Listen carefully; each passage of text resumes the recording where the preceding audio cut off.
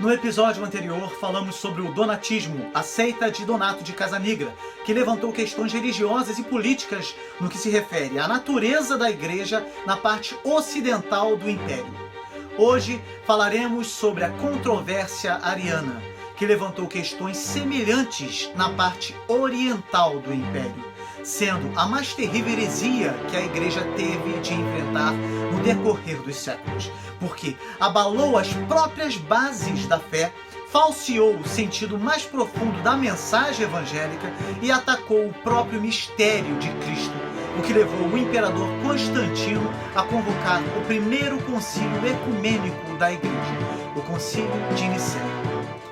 Para uma compreensão ainda maior dos assuntos abordados neste vídeo, assista também os vídeos diários do devocional Tempo com Deus 365 dias, que fará uma aplicação do conteúdo trazido nesta série ao seu dia a dia, de forma leve e bastante profunda. As séries do canal Música e Teologia contam com as opiniões de grandes teólogos e estudiosos da Bíblia e da história da Igreja Cristã, e de diversas áreas, como a teologia, a arqueologia, a filosofia, a antropologia, a linguística e outras, para uma correta hermenêutica e exegese bíblica que irá ampliar seus conhecimentos em relação à Palavra de Deus e à história da Igreja Cristã. Inscreva-se no canal, ative todas as notificações para não perder nenhum vídeo, deixe o seu comentário e o seu like e compartilhe este conteúdo maravilhoso com os seus contatos.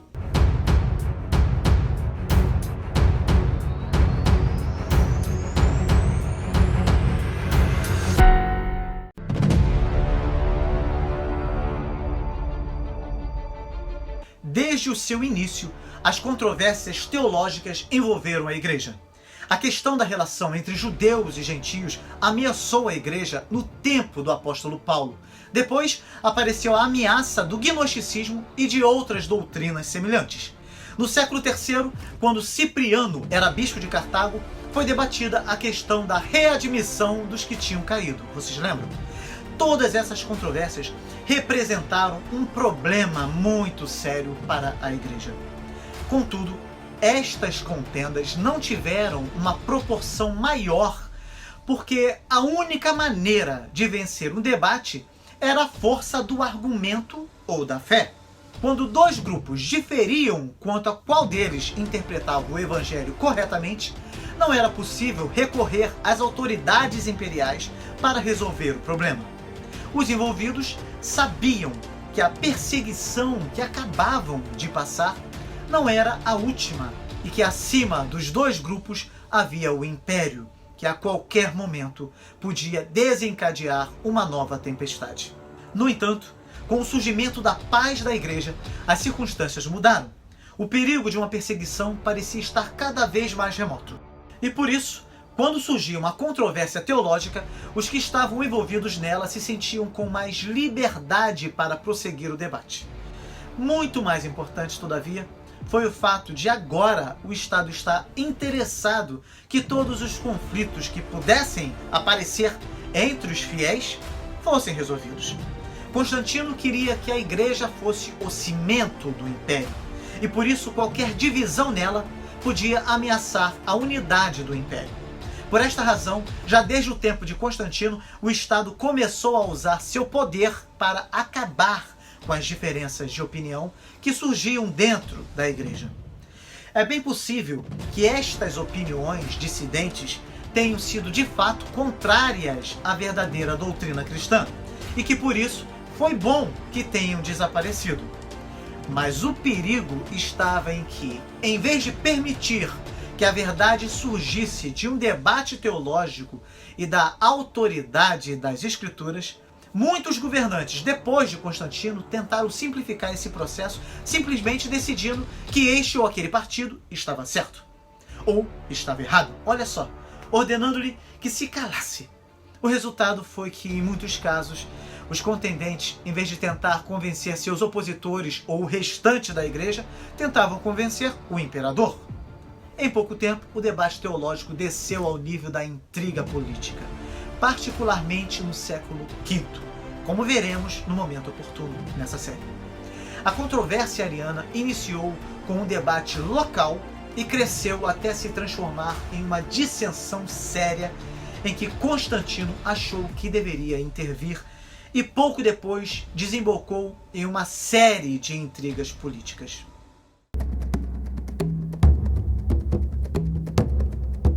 Ário nasceu na Líbia. Ele havia se mudado ainda jovem para essa Alexandria, onde a paixão das ideias desde há séculos atormentava os espíritos e fazia proliferar as doutrinas. E ali se fartara de todos os alimentos atraentes e suspeitos que o gnosticismo, o neoplatonismo, o origenismo, de Orígenes, e muitas outras teorias tinham deixado ao alcance de toda a gente. E é muito provável que ele foi até Antioquia também para ouvir São Luciano de Antioquia e aprender com ele.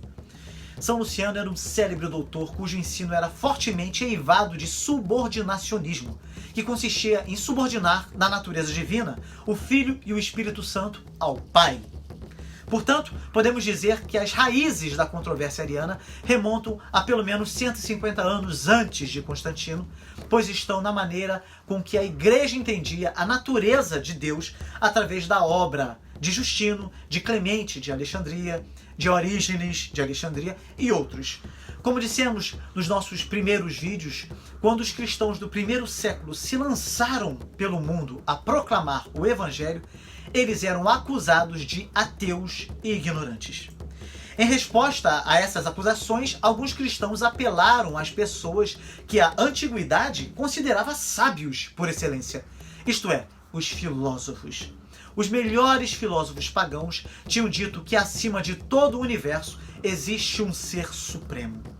Apelando para estes sábios, os cristãos começaram a dizer que eles também, como os filósofos de antigamente, criam em um só ser supremo, e este ser era Deus. Este argumento, no entanto, trazia consigo um perigo.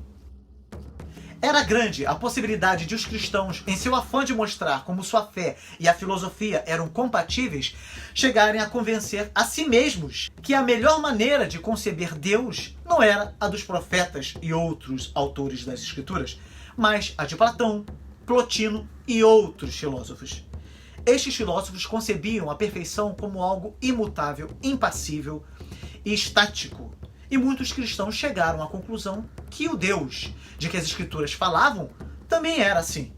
Daí surgiu um conflito que precisava ser resolvido, pois nas Escrituras Deus é ativo, Deus chora com os que sofrem e Deus intervém na história. Este conflito foi resolvido de duas maneiras. Uma delas foi a interpretação alegórica das Escrituras, que diz que sempre que as Escrituras se referem a algo indigno, entre aspas aí, indigno de Deus, isso é algo que se opunha à maneira de os filósofos conceberem o ser supremo. Isto não deveria ser interpretado literalmente, mas de maneira alegórica. Se as Escrituras, por exemplo, dizem que Deus falou, isto não deve ser entendido literalmente, pois um ser imutável não fala. Emocionalmente, isso deixava muito a desejar, pois a vida da igreja se baseava na ideia de que era possível ter uma relação íntima com um Deus pessoal. Porém, o ser supremo, imutável, impassível, estático e distante dos filósofos, de modo algum era pessoal. Isto deu origem à segunda maneira de resolver o conflito entre a ideia que os filósofos faziam de Deus e o testemunho das Escrituras. Esta segunda maneira era a doutrina do Logos, ou Verbo, como foi desenvolvida por Justino, por Orígenes, Clemente e outros. De acordo com esta doutrina, é verdade que o próprio Deus, o Pai, é imutável, imóvel e possui muitos outros atributos, mas Deus tem um verbo, a palavra, logos ou razão, que é pessoal e que se relaciona diretamente com o mundo e com os seres humanos. O problema central era como definir a posição especial de Jesus, como nas expressões do Novo Testamento, o Filho de Deus, o Verbo, o Logos de Deus, e o Salvador, que era um com o Pai. Um grande número de questões haviam sido propostas para essa questão. Todavia, muitos dos esforços mais conhecidos no sentido de definir com precisão a natureza do caráter divino de Cristo tinham sido insatisfatórios. Um conjunto de respostas acentuava a unidade da divindade. Os seus proponentes às vezes eram chamados de monarquianistas, porque se apegavam firmemente à unidade de Deus, ou monarquia. Esse termo monarquia é um termo derivado de palavras gregas que significam uma fonte.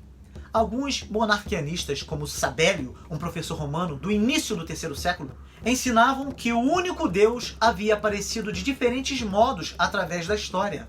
Ou seja, Pai, Filho e Espírito Santo eram três nomes de uma realidade que apareceu em três manifestações diferentes.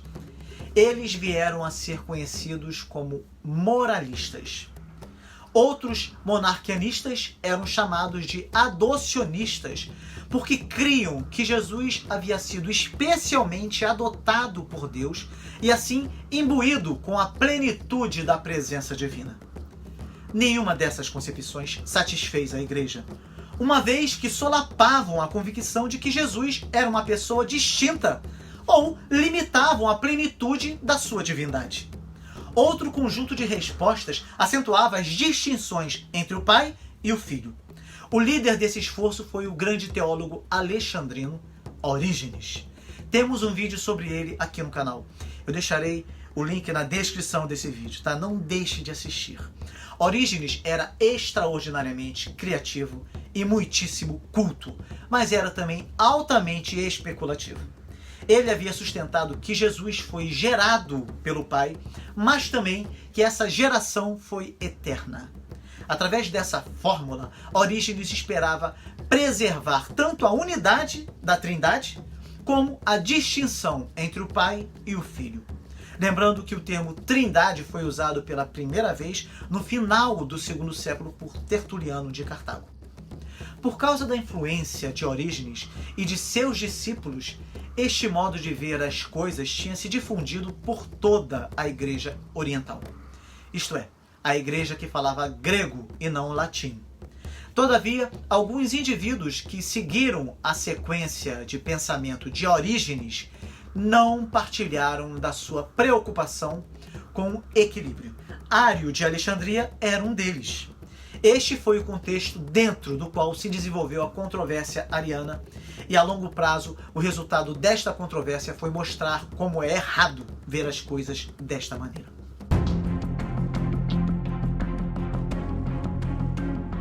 A controvérsia ariana surgiu na cidade de Alexandria, quando Licínio ainda governava no leste e Constantino no oeste. Tudo começou com uma série de desacordos teológicos entre Alexandre, bispo de Alexandria, e Ário, que era um dos presbíteros de mais prestígio e popularidade na cidade. Ário já era um pregador popular em Alexandria quando desafiou os ensinamentos do seu bispo Alexandre de Alexandria. Os pontos em debate eram vários e sutis, mas podemos resumir toda a controvérsia à questão de se o verbo era coeterno com o Pai ou não. A frase principal em debate era se, como dizia Ário, houve algum momento quando o verbo não existia. Alexandre, bispo de Alexandria, dizia que o verbo sempre tinha existido junto ao Pai. Ário dizia o contrário. Isto pode nos parecer uma infantilidade, mas no fundo estava em jogo a divindade do verbo. Ário dizia que o verbo não era Deus, mas somente a primeira de todas as criaturas.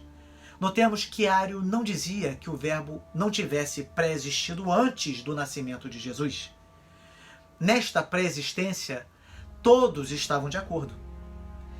O que Ário dizia era que o verbo tinha sido criado por Deus antes de toda a criação. Alexandre dizia que o verbo, por ser divino, não era uma criatura, mas sempre tinha existido com Deus. Em outras palavras, se a questão fosse traçar uma linha divisória entre Deus e as criaturas, Ário traçaria a linha entre Deus e o verbo, colocando assim o verbo como a primeira das criaturas, e Alexandre traçaria a linha de maneira que o verbo ficasse junto com Deus, separado das criaturas. Os dois partidos tinham, além de certos textos bíblicos favoritos, razões lógicas que faziam a posição do oponente parecer insustentável. Ário, de um lado, dizia que Alexandre estava propondo, no fim das contas, que o monoteísmo cristão fosse abandonado, pois no esquema de Alexandre havia dois que eram Deus, e portanto dois deuses. Alexandre respondia que a posição de Ário negava a divindade do Verbo e, em consequência, de Jesus Cristo. E já que a igreja desde o começo tinha adorado a Jesus Cristo, se a proposta de Ário fosse aceita, a igreja teria de ou deixar de adorar a Jesus Cristo ou adorar uma criatura. As duas alternativas eram inaceitáveis e por isso Ário deveria estar equivocado. O conflito ficou público quando Alexandre, apelando para sua responsabilidade e autoridade episcopal, condenou as doutrinas de Ário e o depôs de seus cargos na igreja de Alexandria após a condenação de seus ensinamentos em um sínodo em Alexandria no ano 317 ou 318. Ário não aceitou este veredito e, por sua vez, colocou seus pontos de vista por escrito e apelou às massas e a vários bispos de destaque que tinham sido seus colegas de estudo em Antioquia, em especial Eusébio, bispo de Nicomédia. Em ambos os lados circularam correspondências conflitantes. Logo houve protestos populares em Alexandria, onde o povo marchava pelas ruas cantando as máximas teológicas de Ário. Os bispos a quem Ário tinha escrito responderam declarando que Ário tinha razão, veja só, e que era Alexandre que estava ensinando doutrinas falsas. Dessa forma, o debate local em Alexandria ameaçava se transformar em um cisma geral que poderia chegar a dividir toda a Igreja Oriental. As coisas estavam neste ponto quando Constantino, que acabara de derrotar Licínio, decidiu se meter no assunto. Sua primeira gestão consistiu em enviar o bispo Ósio de Córdoba, seu conselheiro em assuntos eclesiásticos, para que tentasse reconciliar as partes em conflito. Mas quando Ósio constatou que as raízes teológicas do conflito eram profundas e que a dissensão não poderia ser resolvida com gestões individuais, dessa maneira, Constantino decidiu dar um passo que estivera considerando já por muito tempo: convocar uma grande assembleia ou concílio de todos os bispos cristãos para pôr em ordem a vida da igreja e para decidir sobre a controvérsia ariana.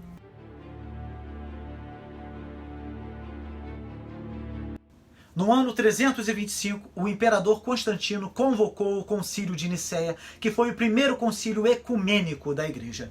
Ecumênico significa no mundo todo, de âmbito geral, universal. Constantino convidou todos os 1.800 bispos da igreja cristã dentro do Império Romano, mas apenas um número menor apareceu, aproximadamente 300 bispos. Os bispos participantes receberam gratuitamente viagens de suas sedes episcopais para o concílio, bem como alojamentos e viagens de retorno. Esses bispos não viajavam sozinhos, cada um tinha permissão para trazer consigo 2 presbíteros e 3 diáconos, de modo que o número total de participantes pode ser estimado em torno de 1.800. Este concílio foi a primeira tentativa de alcançar um consenso da igreja através de uma assembleia representando toda a cristandade. Niceia, da Bitínia, é a atual Iznik, província de Bursa, na Turquia, e ficava perto de Constantinopla. Estavam presentes bispos principalmente do Oriente, inclusive um jovem assistente do bispo Alexandre de Alexandria chamado Atanásio, que iria dedicar a sua vida para defender o ensinamento elaborado em Niceia. Também participaram 2 presbíteros enviados por Silvestre, o bispo de Roma. Também participou o bispo de Cartago, um bispo da Gália e, como um lembrete dos primórdios do cristianismo, 4 bispos com nomes judaicos vindo da Pérsia. Tradicionalmente também se afirma que o personagem mais tarde conhecido como Papai Noel, São Nicolau, de Mirra, na Lícia, a sudeste da moderna Turquia, também esteve presente. A presença de vários bispos que mostraram lesões sofridas durante as recentes perseguições, daqueles que tinham sofrido prisões, torturas ou exílio pouco antes, agora reunidos sob o favor e na presença do imperador romano, que além de convidá-los, havia pago todos os seus gastos, foi uma experiência comovente. Muitos dos presentes te conheciam de ouvir falar, ou por correspondência. Agora, pela primeira vez na história da igreja, eles podiam ter uma visão física da universalidade da sua fé. Neste ambiente de euforia, os bispos se puseram a discutir as muitas questões legislativas que era necessário resolver, uma vez terminada a perseguição. Eles aprovaram o método para a determinação da data da Páscoa, que doravante seria observada na cristandade. Eles definiram também políticas para o tratamento de seguidores de Novaciano, Melécio e Paulo de Samósata, todos heréticos, tá? Que voltaram para a igreja. Esses seguidores deles acabaram voltando para a igreja. A questão era como a igreja deveria lidar com estes. Tudo isso foi tratado no Concílio de Nicéia. A Assembleia aprovou uma série de regras para a redimissão dos que tinham caído, sobre como os presbíteros e bispos deveriam ser eleitos e ordenados, e sobre a ordem de precedência das diversas sedes. No entanto, a questão mais escabrosa que o Concílio de Nicéia tinha que discutir era a controvérsia ariana. Em relação a este assunto, havia várias tendências no concílio. Em primeiro lugar, havia um pequeno grupo de arianos convictos, liderados por Eusébio de Nicomédia, personagem importantíssimo em toda esta controvérsia, que não deve ser confundido com Eusébio de Cesareia, ok? Ário, por não ser bispo, não tinha o direito de participar das deliberações do concílio. Seja como for, Eusébio e os seus estavam convictos de que sua posição era correta e que a Assembleia, assim que ouvisse seu ponto de vista exposto com clareza, daria razão a Ário e repreenderia Alexandre por tê-lo condenado. Em segundo lugar, havia um pequeno grupo que estava convencido de que as doutrinas de Ário punham em perigo o próprio cerne da fé cristã e que por isso era necessário condená-las. O líder desse grupo era Alexandre de Alexandria, o bispo. Junto a ele estava o jovem diácono, que depois ficaria famoso como um dos grandes cristãos do século IV. Eu já falei aqui, Atanásio. Os bispos que procediam do oeste, isto é, da região do império onde era falado latim, não estavam interessados na especulação teológica. Para eles, a doutrina da Trindade estava resumida na velha fórmula enunciada por Tertuliano, mais de um século antes. Uma substância e 3 pessoas. Outro pequeno grupo, contanto, provavelmente com não mais que 3 ou 4 pessoas, defendia posições próximas do patripacionismo, ou seja, da doutrina de acordo com a qual o Pai e o Filho são a mesma pessoa e que por isso o Pai sofreu na cruz. Essas pessoas estiveram de acordo com as decisões de Nicéia, porém mais tarde foram condenadas. Por último, a maior parte dos bispos presentes não pertencia a nenhum desses grupos.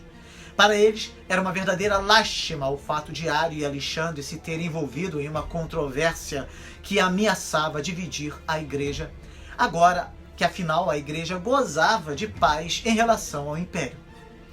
A esperança destes bispos, no início das reuniões, parece ter sido conseguir uma posição conciliatória, resolver as diferenças entre Alexandre e Ário e esquecer a questão. Exemplo típico dessa atitude é Eusébio de Cesareia, o historiador a quem dedicamos o vídeo 39 dessa série. Vocês lembram? Nisto estavam as coisas quando Eusébio de Nicomédia, o líder do partido ariano, pediu a palavra para expor sua doutrina. Ao que parece, Eusébio estava tão convicto da verdade do que dizia, que tinha certeza que os bispos, assim que ouvissem uma exposição clara de suas doutrinas, as aceitariam como corretas, ficando a questão encerrada. Mas, quando os bispos ouviram a exposição das doutrinas arianas, sua reação foi bem diferente do que Eusébio esperava. A doutrina de o Filho ou Verbo ser somente uma criatura, por mais exaltada que fosse essa criatura, parecia-lhes atentar contra o próprio âmago da sua fé. Segundo Ário, Jesus era subordinado ao Pai, não somente no sentido funcional de que ele veio à Terra para fazer a vontade do Pai, mas no sentido metafísico de ser uma criatura subordinada ao Pai em sua essência. Ário fez uso do monólogo da sabedoria de Provérbios 8:22 para dizer que, se a sabedoria foi criada no princípio da obra de Deus, isso indicava que Jesus não participava da essência divina do Pai. De igual modo, Ário apegou-se a passagens dos evangelhos em que Jesus falou do Pai como maior do que eu, por exemplo, em João 14, versículo 28, ou em que se diz que Jesus cresceu em sabedoria, Lucas 2, versículo 52, ou sofreu privações humanas, sede, em João 4, 7 e 19, 28, fadiga, em João 4, versículo 6. Ele também deu muita importância a passagens de outras partes do Novo Testamento que chamavam Jesus de primogênito. Por exemplo, Romanos 8, versículo 29 e Colossenses 1, versículo 15. Ao estudar a Bíblia, Ário acentuou tudo o que podia encontrar que sugerisse diferenças entre o Pai e o Filho. No entanto, os opositores de Ário usaram uma grande quantidade de material bíblico contra Ário. Textos como João 1:1, onde se diz que o Verbo estava no princípio com Deus e de fato era Deus, fundamentavam o uso ortodoxo da Bíblia. Os textos anti-arianos também incluíam as declarações de que Jesus tinha a forma de Deus, Filipenses 2, versículo 6, trazia o selo da natureza de Deus, Hebreus 1, versículo 3, participava da glória divina, 1 Coríntios 2, versículo 8, ou permanecia sempre o mesmo, conforme nos ensina Hebreus 13, versículo 8. E até o uso de Provérbios 8 por Ário recebeu uma forte repreensão quando os ortodoxos apontaram para o versículo 30 de Provérbios 8 e sua afirmação de que a sabedoria sempre esteve com Deus na obra da criação. Atanásio, que então era apenas diácono, como eu já falei, teve direito a falar, mas não direito a voto. Apesar dessa circunstância, conseguiu que a maioria do concílio condenasse as doutrinas de Ário na formulação do credo de Nicéia. Atanásio, que veio a se tornar mais tarde bispo de Alexandria, considerava os argumentos de Ário como punhais dirigidos contra o próprio coração da mensagem cristã. O seu memorável tratado chamado De Incarnatione, sobre a encarnação, foi escrito no início da disputa com Ário. Atanásio sintetizou da seguinte maneira a questão que continuaria a defender no restante da sua vida. Se Cristo não era verdadeiramente Deus, então ele não poderia conceder vida aos arrependidos e livrá-los do pecado e da morte. No entanto, esta obra de salvação está no âmago da imagem bíblica de Cristo e tem sustentado a vida da igreja desde o princípio. O que Atanásio viu claramente foi que, a menos que Cristo fosse verdadeiramente Deus, a humanidade perderia a esperança que Paulo expressou em 2 Coríntios 5, versículo 21. Para que em Cristo fôssemos feitos justiça de Deus. Aos gritos de blasfêmia, mentira e heresia, Eusébio teve de se calar. E conta-se que alguns dos presentes lhe arrancaram seu discurso, o rasgaram em pedaços e o pisotearam. O discurso. O resultado de tudo isso foi que a atitude da Assembleia mudou. Antes, a maioria quisera tratar o caso com a maior suavidade possível e talvez evitar que algum lado fosse condenado. Mas agora, a maior parte estava convencida de que era necessário condenar as doutrinas expostas por Eusébio de Nicomédia. No começo, tentou-se fazer isso somente com citações bíblicas, mas logo ficou claro que os arianos podiam interpretar qualquer citação de uma maneira que os favorecia, ou, pelo menos, que podiam aceitar. Por esta razão, a Assembleia decidiu compor um credo que expressasse a fé da Igreja em relação às questões em debate.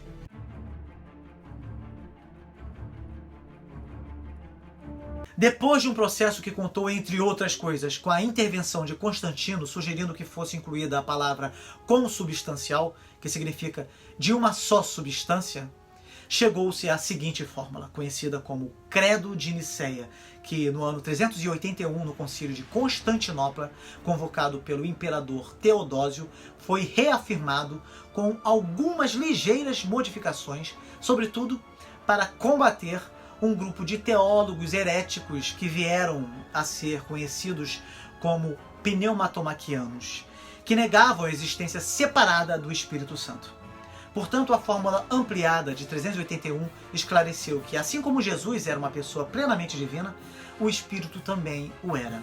Diz assim o credo: cremos em um Deus, Pai Todo-Poderoso, Criador do céu e da terra e de todas as coisas visíveis e invisíveis, e em um Senhor Jesus Cristo, o unigênito Filho de Deus, gerado pelo Pai antes de todos os séculos, luz de luz, verdadeiro Deus de verdadeiro Deus, gerado, não feito, de uma só substância com o Pai, pelo qual todas as coisas foram feitas, o qual por nós homens e por nossa salvação desceu dos céus, foi feito carne do Espírito Santo e da Virgem Maria, e tornou-se homem, e foi crucificado por nós sob Pôncio Pilatos, e padeceu, e foi sepultado, e ressuscitou ao terceiro dia, conforme as Escrituras, e subiu ao céu, e assentou-se à direita do Pai, e de novo há de vir com glória para julgar os vivos e os mortos, e o seu reino não terá fim. E no Espírito Santo, Senhor e vivificador, que procede do Pai, que com o Pai e o Filho conjuntamente é adorado e glorificado, que falou através dos profetas. E na Igreja, una, santa, católica e apostólica, confessamos um só batismo para a remissão dos pecados. Esperamos a ressurreição dos mortos e a vida do século vindouro. Amém. O credo niceno é o credo cristão mais universalmente aceito e tem permanecido por quase 17 séculos como um fundamento seguro para a teologia, o culto e a devoção da Igreja. O chamado credo apostólico, por ter surgido em Roma e nunca ter sido conhecido no Oriente, é usado somente pelas igrejas de origem ocidental, ou seja, a romana e as protestantes. Mas o credo niceno, ao mesmo tempo que é usado pela maioria das igrejas ocidentais, também é o credo mais comum entre as igrejas ortodoxas orientais, grega, russa e etc. Paremos alguns instantes para analisar o sentido do credo, assim como foi aprovado pelos bispos reunidos em Nicéia. Desta análise fica claro que o propósito da fórmula é excluir toda a doutrina que queria dizer que o verbo é, em algum sentido, uma criatura. Podemos ver isso, em primeiro lugar, em frases como Deus de Deus, luz de luz, Deus verdadeiro de Deus verdadeiro. Mas podemos vê-lo também em outras frases, como quando o credo diz gerado, não feito. Observe que no princípio o mesmo credo tinha dito que o Pai era criador de todas as coisas, visíveis e invisíveis. Portanto, dizendo que o Filho não é feito, o credo o excluiu dessas coisas visíveis e invisíveis que o Pai fez. Além disso, o último parágrafo condena todos que digam que o Filho foi feito das coisas que não são, ou seja, que foi feito do nada, como a criação. E no texto do credo, para não deixar margem para dúvidas, consta que o Filho foi concebido da substância do Pai e que é consubstancial com o Pai. A palavra grega usada nessa expressão, homoousios, de homo, que significa mesmo, e usia, que significa substância, gerou uma grande controvérsia, pois parte da igreja preferia dizer que Jesus era de uma substância semelhante à do Pai, usando a palavra-chave homoiousios. No entanto, no fim, ganhou o termo homoousios, porque acentuou tão inequivocadamente quanto possível o fato de que Cristo era verdadeiro Deus de verdadeiro Deus. O termo foi considerado uma síntese precisa do próprio ensino de Jesus, que eu e o Pai somos um. Os bispos se consideraram satisfeitos com esse credo e quase todos o assinaram, dando assim a entender que ele era uma expressão genuína da sua fé. Somente alguns poucos, entre eles Eusébio de Nicomédia, se negaram a assiná-lo. Estes foram condenados pela Assembleia e depostos. A esta sentença, Constantino acrescentou a sua, ordenando que os bispos depostos abandonassem suas cidades. Esta sentença de exílio, acrescentada à de heresia, teve consequências funestas, como já foi dito, pois estabeleceu o precedente de que o Estado intervém para assegurar a ortodoxia da Igreja ou de seus membros.